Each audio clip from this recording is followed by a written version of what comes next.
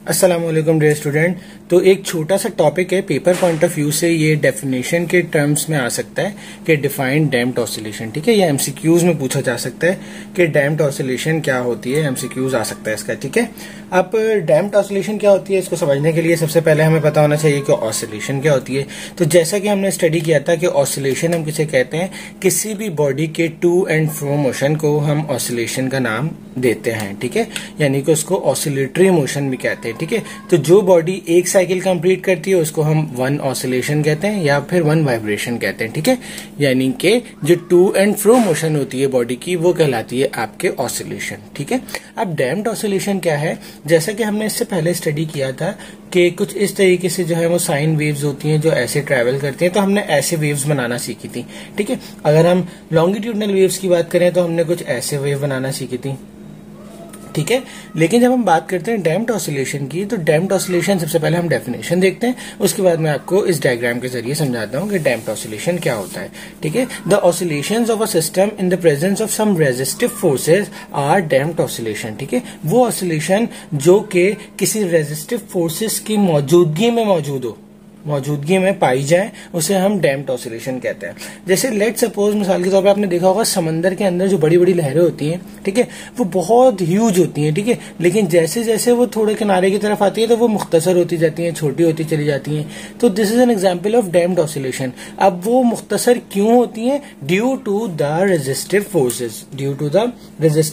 अब ये resistive forces क्या हो सकती हैं? ये रेजिस्टिव फोर्सेज आपकी हो सकती हैं एयर, ठीक है, एयर रेजिस्टेंस हो सकती है, फ्रिक्शन होती है, जमीन की कशिश होती है, ग्रेविटी, ये सारी की सारी आपकी रेजिस्टिव फोर्सेस में आती हैं। ठीक है, इसके अलावा भी बहुत सारी चीजें होती हैं। मेजर आपकी ये है कि एयर रेजिस्टेंस, ठीक है, इसके अलावा फ्रिक्शनल रेजिस्टेंस, इसके अलावा ग्रेविटेशनल रेजिस्टेंस, ये सारी की सारी वो चीजें हैं, वो रेजिस्टिव फोर्सेस हैं जो कि ऑसिलेशन को कम करती हैं या खत्म करने में मदद करती हैं। ठीक है, ऐसी चीजें कहलाती हैं, ऐसी ऑसिलेशन कहलाती है डैम्प्ड ऑसिलेशन। ठीक है, अब जैसे मिसाल के तौर पे आपकी बुक में अंदर एग्जांपल लिखी हुई है कि अगर मैं किसी टेबल को नॉक करता हूं तो ये जो साउंड प्रोड्यूस होता है ड्यू टू द वाइब्रेशन होता है। आपको पता चल चुका है, ये हमने पूरा चैप्टर पढ़ा है। तो ड्यू टू द वाइब्रेशन हमें साउंड प्रोड्यूस हो रहा है। अब ये जो वाइब्रेशन प्रोड्यूस हो रही है ना, ये आहिस्ता आहिस्ता क्या होती है? खत्म होती चली जाती है। ये क्यों खत्म होती चली जाती है? क्योंकि यहाँ पर रेजिस्टेंस मौजूद है। कौन कौन सी? Frictional, air, gravity. देयरफॉर ये आवाज खत्म हो जाती है। अगर कोई भी चीज जो है या कोई भी सिस्टम जो है वो बिल्कुल जो है वो फ्रिक्शन लेस हो जाए या ग्रेविटी क्या नाम है रेजिस्टिव लेस हो जाए, रेजिस्टेंस लेस हो जाए, जहां पर कोई भी आइडियल सिस्टम हो जाए, बेसिकली आइडियल सिस्टम हो जाए, तो वहां पर वाइब्रेशंस जो है वो खत्म नहीं होती। एक और एग्जांपल आपके बुक में लिखी है कि अगर हम किसी ड्रम के उसके पर्दे को या हम उसके स्टिक को जो है वो अगर स्टिक मारते हैं उसके ऊपर तो वो वाइब्रेट होता है। ठीक है, अगर वो आइडियल सिस्टम होगा तो वो हमेशा की तरह जो है वो हमेशा जो है वो वाइब्रेशन करता रहेगा, उसकी आवाज हमेशा प्रोड्यूस होती रहेगी।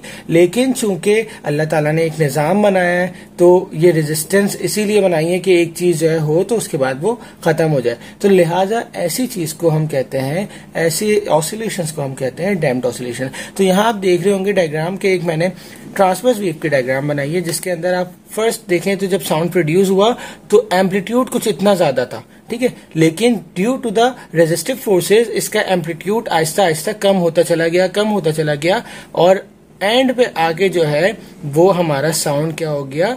डिसअपेयर हो गया। क्या हो गया? डिसअपेयर हो गया। इसका मतलब कि डैम्प्ड ऑसिलेशन प्रोड्यूस हुई। ठीक है, ये एक छोटा सा टॉपिक था आपके बुक के अंदर जो कि पेपर पॉइंट ऑफ व्यू में डेफिनेशन पॉइंट ऑफ व्यू से आएगा। तो इसके बाद इंशाल्लाह हम लोग न्यूमेरिकल्स करेंगे इस चैप्टर के। तब तक अपना बहुत सारा ख्याल रखिएगा। अल्लाह हाफिज।